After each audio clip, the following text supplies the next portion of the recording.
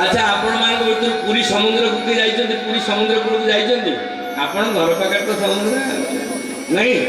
ना पुरी जाइछन्ति ना जाइना केते जन पुरी जाइना जति हाथ टेकिले जाई नाहंती जे दीटा हाथ टेकिछि जे आकाश जाइके आकाश आइछि हनुमान आकाश मार्ग अच्छा पुरी समुद्र कूल को आपण जिवे सागर पाखक जिवे जदि बड़ देवल बंद अच्छी एवं तो बहुत भिड़ है बड़ देवल बंद अच्छी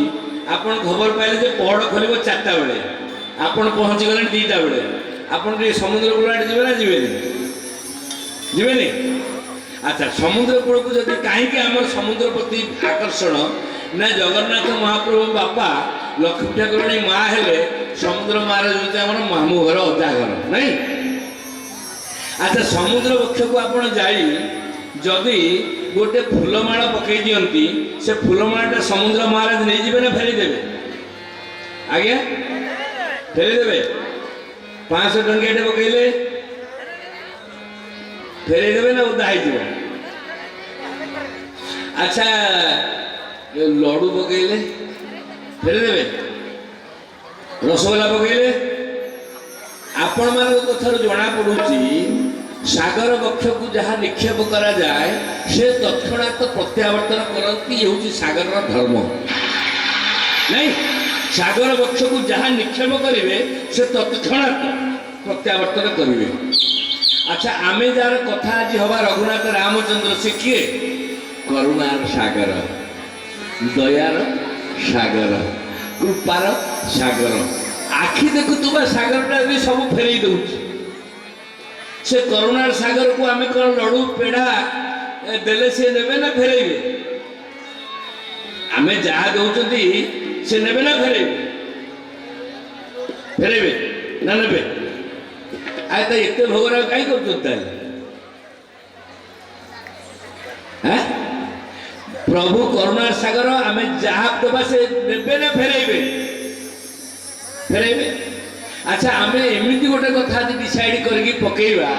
जदि फेरेबे भी लाभ नेबे भी बोल श्याम रामचंद्र की अच्छा जयटा प्रभु नेबे ना फेरेबे अच्छा फेरेबे जार जेते बाकी काम अछि जेते जोरे जे जय पकेइबे सेते बाकी काम जदि न हबो आपण ये विश्वनाथ सतपति नारे 4-4टा कुत्ता पाइबे बोल श्याम रामचंद्र की जय सुत हनुमान की उमापति महादेव की वृंदावन बिहारी लाल की बलदेव जी महाराज की आनंद की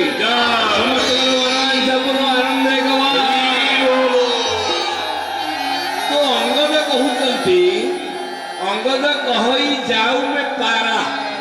अंगद कहले ये जो समुद्रटा 7 योजन 100 योजन समुद्र देखा जाउची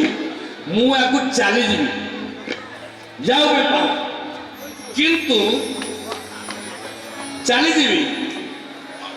अंगद कही जाऊ में पारा जीय संशय संशय माने डाउट शंका कहले मो मन में शंका होची पड़े जीवी जे फेरी पारिबी नाही आमे प्रवचन सुने आछंती केतेबेले आरंभ हो ना 8टा रे सरीब केतेबेले 10टा ना गेट बंद हो जिवो आमे 9टा रे अर्थात शेष पर्यंत रही धैर्य कहार कर्मकर्ता माने पाल पकई कर्मकर्ता उठे माइक वाला आम आगे पैसा ना मिले शेष पर्यंत रही आस्ते आस्ते सूता माने पड़े जीवे ना भाई कहना अंगद कहते मुझे चली जीवी कि फेरी पारि ना मोर संशय हो डाउट हो अंगद होती क्या पुओ बाड़ींकर पुओ थरे रावण कौन सी कारण किष्किंधा को लंकार किष्किंधा को आसी एवं बाड़ी से जानी बाड़ी गोटे शक्तिशाली बानर बानर बाड़ी सहित रावणर बारंबार मुकाबिला बाड़ी खबर पाई जदि रावण को बाड़ी की जदि मु पराजय करुच्ची आउ त्रिभुवन में मत कहीं पारे ना तो बाड़ी संध्या समय तर्पण करुवा समय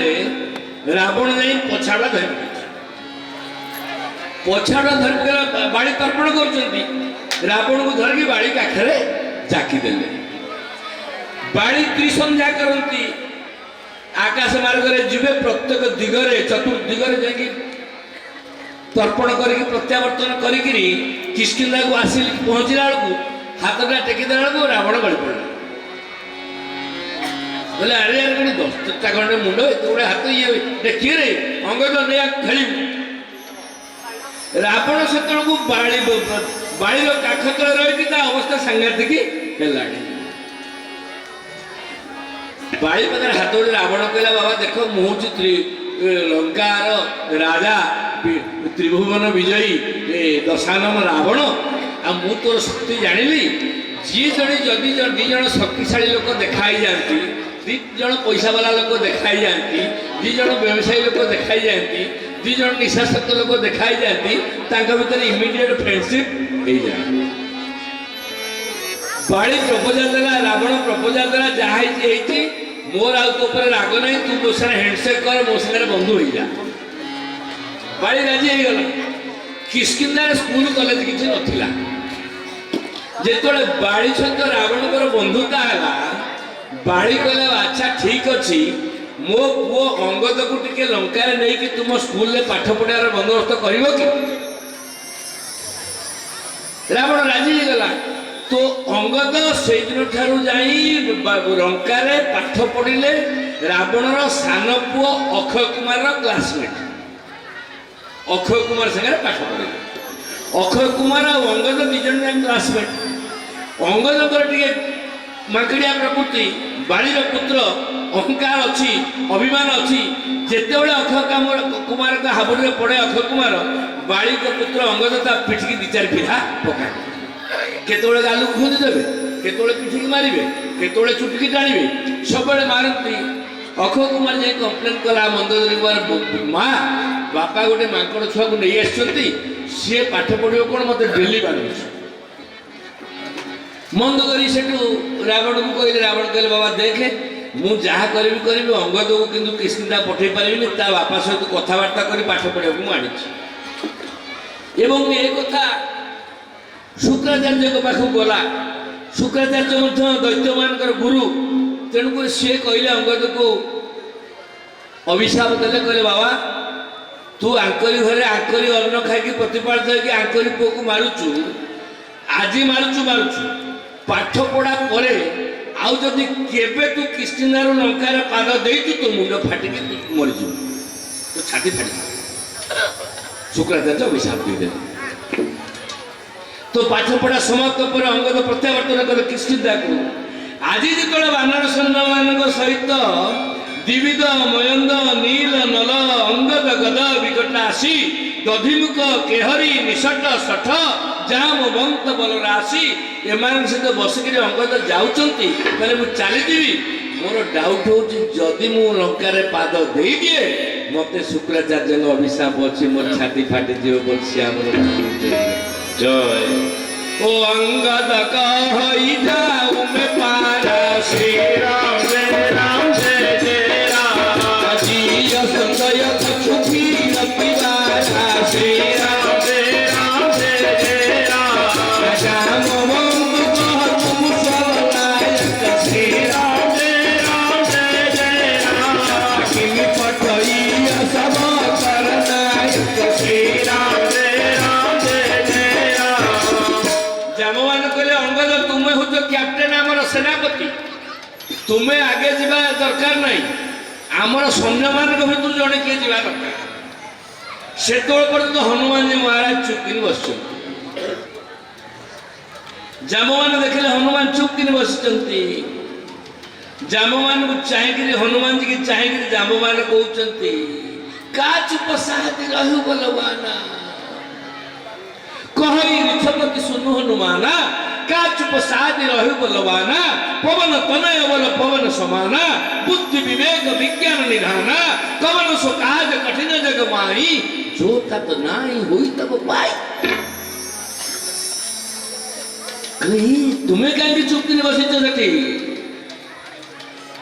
कहीं ନା ହନୁମାନ जी की ମଧ୍ୟ ହନୁମାନଙ୍କର ପିଲା ଥିଲେ। ହନୁମାନ जी की ମଧ୍ୟ ଦେବତା ମାନେ ସୂର୍ଯ୍ୟଙ୍କୁ ଫଳ ବୋଲିକି ଗ୍ରାସ କରିବାକୁ ଚାଲି ଯାଇଥିଲେ ବାଳକ ପିଲା ଥିବା ସମୟରେ। ସେତେବେଳେ ହନୁମାନ ଯେତେବେଳେ ଚପଳ ଥିଲେ ବାଳକ ଥିଲେ ଋଷିମୁନି ମାନଙ୍କର କମଣ୍ଡଳରୁ ପାଣି ଢାଳିବା ଉପରେ ଗଛରେ ବସି ମଳତ୍ୟାଗ କରିବା ଋଷିମୁନି ମାନଙ୍କୁ ହଇରାଣ ହରକତ କରୁଥିଲେ। ବାଚାଳାମୀ ଥିଲା ଚପଳାମୀ ଥିଲା। ଋଷିମୁନି ମାନେ ଅଭିଶାପ ଦେଇଥିଲେ ତୁମର ମାଙ୍କିଡ଼ିଆ ପ୍ରକୃତି ଯାଇନି ତୁମର ଏତେ ଶକ୍ତି ଅଛି ବୋଲି ତୁମେ ଋଷିମୁନି ମାନଙ୍କୁ ହଇରାଣ କରୁଛ ତୁମେ ସବୁ ଶକ୍ତି ଭୁଲିଯା। ଆଉ ଯଦି ତୁମକୁ କିଏ ମନେ ପକେଇଦବ ତୁମର ଏତିକି ଶକ୍ତି ଅଛି ବୋଲିକିରି ତାହେଲେ ତୁମ ଶକ୍ତି ତୁମେ ଫେରି ପାରିବ। ଆଜି ଜାମ୍ବବାନ ଜାଣିଛନ୍ତି ହନୁମାନଙ୍କୁ ପୋକେରେ ନ ମାରିଲା ପର୍ଯ୍ୟନ୍ତ ହନୁମାନ ଉଠିବ ନାହିଁ। କହିଲେ କାଛୁ ପସାଧି ରହେ ବଲବାନ ଶ୍ରୀରାମ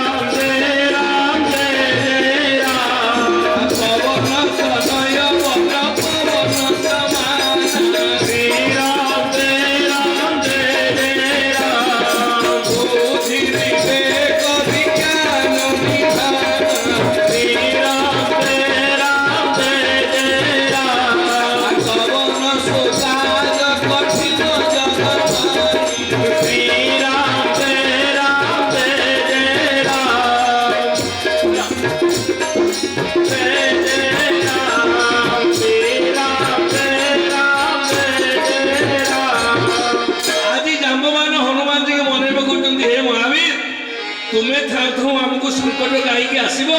तुम्हें तुमर तो पवन तनय तुम्हें पवनर पुत्र पवन तनय बल पवन समाना केवल शक्ति पवन भली नुहे तुम पाखे बुद्धि विवेक विज्ञान निधान अतुलित बल धामम हेम शैलावतीहम धनुजवन कुशानम ज्ञानी नमग्रगण्यम सकल गुण निधानम वानराणावधीशम रघुपति प्रिय भक्तम बात तुम्हें क्या कि चुप कर बसीच जिते जाम्बवान कहते हनुमान बसी का चुप साथी रहा हनुमान जी चाहिए जिते जाम्बवान कहले राम काज लगी तब अवतार आपण राम कथा जो कहे सेठी आउ किए शुणु कि न शुणु आगे हनुमान जी जमी भाव में रही शुणवे ये कथा को आप विश्वास करूँ।